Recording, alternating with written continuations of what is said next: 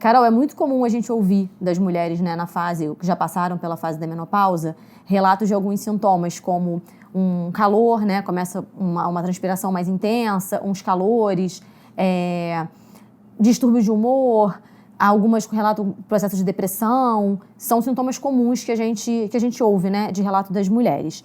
E aí, com base nessas informações e no que a gente leu agora sobre a OMS, a gente consegue prevenir os sintomas da menopausa com a alimentação? Sim, a gente consegue prevenir, na verdade, a gente consegue reduzir o impacto desses sintomas, né?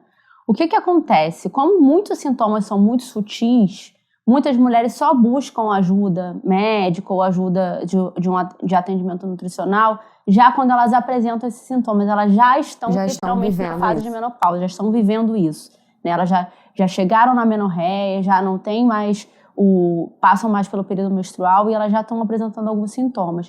Então, às vezes, é difícil que a gente consiga retardar porque essas mulheres não buscam auxílio antes. Mas as mulheres que já buscam um estilo de vida saudável, né, já buscam ter uma alimentação saudável, elas conseguem, sim, reduzir o impacto dessa transição, né, entre o período fértil, que a gente chama, e a menopausa. E tem uma idade ideal para já pensar em prevenção de sintoma na menopausa? Olha, como a menopausa,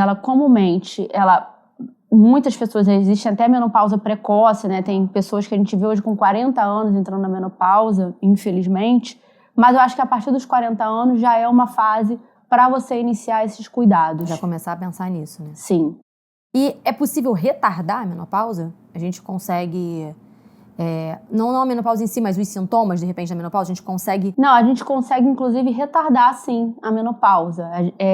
Investindo numa alimentação que possa reduzir esse quadro que a gente chama até de infertilidade. Por quê, Fernanda? Muitas pessoas associam a menopausa à perda da fertilidade. Isso. E associam a fertilidade somente ao período gestacional. A fertilidade somente está associada à gestação.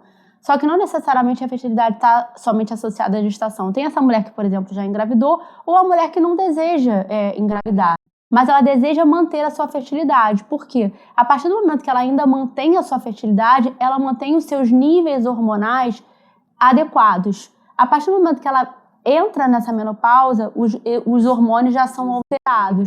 Então, a gente consegue sim retardar essa menopausa, mantendo ainda o período de fertilidade, sim. Existe algum alimento que ele possa piorar os sintomas da menopausa? Possam acentuar alguma dessas queixas comuns nessa fase? Não nenhum alimento específico em si. A gente, quando fala da nutrição, a gente tem que pensar num todo. Não existe um alimento que vai auxiliar, né, só um único alimento como um único alimento que vai fazer mal. A gente tem que pensar que a gente, no período da menopausa, a gente deve ter, né, deve buscar uma alimentação mais equilibrada, né, para a gente evitar os sintomas, né? Então, a gente reduzir o impacto desses sintomas, como, por exemplo, o ganho de peso, né? Então, um alimento que não seja tão calórico, alimentos processados, e aí a gente pode pensar, sim, em alimentos no geral, mas não um alimento específico.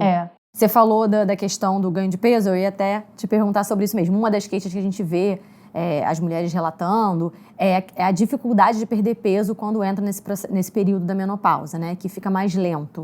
Isso realmente acontece? Isso realmente é um fator que é uma das características da menopausa? E como é que a gente pode fazer para tentar burlar aí essa... Sim, as mulheres, algumas relatam dificuldade em perder peso, porque muitas mulheres na menopausa, elas apresentam resistência à insulina, elas reduzem também a massa magra, né, o perfil, a composição corporal dessa mulher, ela é modificada devido a essas alterações metabólicas hormonais. Então, sim, as mulheres têm dificuldade de perder peso por conta desse perfil metabólico alterado. E aí, em cima da pessoa que está com essa dificuldade, é indicada, de repente, uma dieta com uma menor ingestão calórica, ou só mudando, de repente, o estilo de vida e a alimentação, ela já consegue contornar isso? A mudança do estilo de vida é muito importante, né? Principalmente a mulher investir em exercícios físicos de força para ela melhorar aí esse perfil da composição corporal, aumentar essa massa muscular. E uma dieta rica em proteína. E uma dieta, sim, reduzida um pouco em calorias, para que ela possa fazer a manutenção desse perfil de resistência à insulina. Então, investir em carboidratos mais complexos e... Que seriam? Dá um exemplo pra gente. Eu acho que é melhor a gente falar um pouco até de carga glicêmica quando a gente fala disso, de alimentos que tenham um perfil glicêmico mais baixo. E isso, com a ajuda de um profissional de nutrição, essa paciente ela vai ter todo esse suporte de quais são os alimentos que têm um índice glicêmico mais baixo para que ela evite esse pico de glicemia durante as refeições. Que aí pode acabar favorecendo aí esse aumento do peso. O ganho de peso. E o suplemento nessa fase? Ele é indicado suplementar nesse período para diminuir sintoma? Com toda certeza. Muitas mulheres elas não conseguem fugir da reposição hormonal, né, que é indicada pelo médico, mas você investir em nutrientes é muito importante nessa fase. Então a gente tem que pensar, a gente tem que pensar, por exemplo, e qual é o perfil dessa mulher?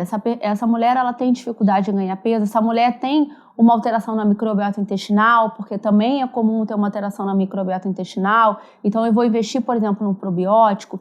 Outro fator importante é que as mulheres também com menopausa, elas também tendem a ter osteoporose, desenvolver quadros de osteoporose, doenças cardiovasculares. Então, o que eu preciso nutrir essa mulher para que ela evite a osteoporose, evite uma doença cardiovascular? Então, por exemplo, investir no ômega 3 para reduzir esse perfil anti-inflamatório, auxiliar na saúde cardiovascular também.